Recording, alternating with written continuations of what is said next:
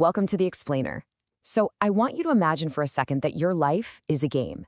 And I'm not talking about some casual, relaxing board game. Think of it more like a massive, high-stakes, open-world RPG. And the difficulty? Yeah, it's permanently locked on expert. If you've been feeling like you're losing lately, or maybe just kind of barely scraping by, listen, you are absolutely not alone. Today we're embarking on a full-blown philosophical training arc. We are pulling the absolute best, most practical wisdom from three legendary mentors, Seneca, Spinoza, and Camus, to help you stop just surviving and actually start winning. Okay, let's dive into this, because honestly, this question hits pretty hard, doesn't it? Are you tired of losing the game of life? We live in an era where literally everyone feels constantly overwhelmed. There are the endless notifications, the insanely heavy expectations, and just that nagging feeling that you're endlessly treading water. It's a very real modern crisis. We're just tired. Tired of being alive, playing by rules we didn't even set, and feeling like we're constantly on the losing team. In gaming terms, think of these mental traps as negative status debuffs that are just constantly draining your health bar every single day. We're overthinking absolutely everything. We're acting like sponges, right? Just absorbing everybody else's pain. Then there's the exhausting price of trying to never, ever disappoint anyone, or passively waiting, just waiting and waiting for life to magically get easier. And maybe the most frustrating one of all, being incredibly smart but completely self-sabotaging. If any of these are active debuffs for you right now, you are basically walking around with weights tied to your ankles. And this brilliantly illustrates exactly why we feel so completely exhausted. Look at that massive 95% chunk. That represents everything in the universe completely outside your control. Other people's opinions, the economy, the past, just the random, unpredictable chaos of life. And yet, what do? We spend all our precious energy trying to micromanage it. Meanwhile, that tiny little 5% slice, our own thoughts, our actions, our reactions, that is where all of our true power actually lies. We desperately need a new playbook so we can finally stop wasting our energy on that 95%. Mentor 1. The tactical training arc. So to fix that crazy power imbalance we just talked about, we need to build some serious tactical resilience. And there is honestly no better mentor for this than the ancient Stoic philosopher Seneca. He's going to provide our driving motivational framework for exactly how to act. Seneca? He doesn't care about excuses. He only cares about execution. Here is his tangible, executable playbook to get you out of survival mode. 5 distinct rules. Rule 1. Trick your brain to enjoy hard things. You've got to make your brain crave the progress instead of just the comfort. Rule 2. Kill your weakness before it kills you. 3. Stop avoiding what you fear. Seriously, the very moment you stop running, the whole game changes. 4. Stop absorbing other people's pain. Carrying burdens that aren't yours is quietly destroying you. And 5. Stop letting people walk all over you. You absolutely have to learn the power of setting strict boundaries. I want to zero in on this specific rule for a second. Kill your weakness before it kills you. This is the ultimate, most aggressive starting point for self-mastery. And look, Seneca isn't talking about physical weakness here. He's talking about your internal self-sabotage, your procrastination, your desperate need for external validation, your unchecked ego. If you don't actively hunt these things down and eliminate them, they're going to silently dictate your entire life. You've got to take back control of your actions. When you aggressively apply these rules of Seneca, you finally escape survival mode. You stop just treading water and you actually start swimming. You build this impenetrable mental armor that's absolutely necessary to withstand the daily grind. But here's the thing, surviving is just step 1.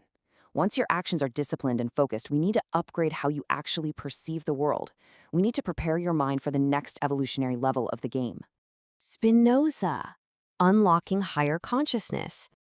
If Seneca is all about fierce action, Spinoza is about centered perception. Take a deep breath here. Spinoza teaches us to shift our mindset from this frantic need for control to a profound, quiet understanding. He is our guide to the immense power of just letting go. So the crucial point is the exhausting contrast we're looking at. On one side, we have caring about everything, the insanely high price of trying to please everyone and absorbing every single tiny tragedy the world throws at you. On the other side, we have the Spinozan detachment. Spinoza realized that viewing the world purely through our own immediate emotional reactions, it traps us. True freedom actually comes from zooming out, seeing things objectively, and letting go of the desperate need for everything to perfectly cater to our feelings. Look at this incredible realization. When you stop caring so much, everything falls into place. Now, this is a massive paradigm shift. It sounds totally counterintuitive, right? I mean, we're taught that to succeed, we have to care desperately about every little outcome. But Spinoza shows us that stepping back and detaching ironically gives you infinitely more power over your reality. The very moment you go silent, stop begging for affection, and stop reacting to every single little slight, you completely reclaim your energy. And you have to keep this beautiful truth in mind. Nothing is permanent. And that's a relief. Seriously. Whatever embarrassing thing you did yesterday, totally impermanent. That massive world-ending crisis at work, impermanent. Realizing the impermanence of our daily struggles isn't depressing at all. It's a profound relief. It instantly drops our anxiety down to zero and frees us from the super heavy weight of our own ego. Let's move to and see how this builds to our final challenge. Because, look, even if you master your actions with Seneca and you beautifully master your perception with Spinoza, every single player eventually faces this ultimate existential dread. But what if the game itself has no inherent meaning? What if all this effort, all this endless striving is just for nothing? Albert Camus, The Ultimate Boss Fight. Camus is our meaning mentor, and he steps into this existential void not with sadness, but with this rebellious, almost triumphant grin on his face. This is the stage where we stop fighting our own minds and we start facing down the universe itself. To beat this boss, you have to clearly understand the arena. Camus defines this arena as the absurd. It's the intense conflict between our human tendency to constantly seek inherent value and meaning in life against a completely silent, meaningless universe. We desperately want the universe to explain itself, right? To give us a grand purpose. And the universe just responds with absolute silence. You really need to grasp that this chaos isn't a glitch in the game. It is the very arena we play in.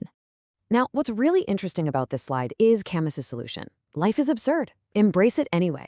He doesn't tell us to give up. He definitely doesn't say surrender to despair. He says the exact opposite.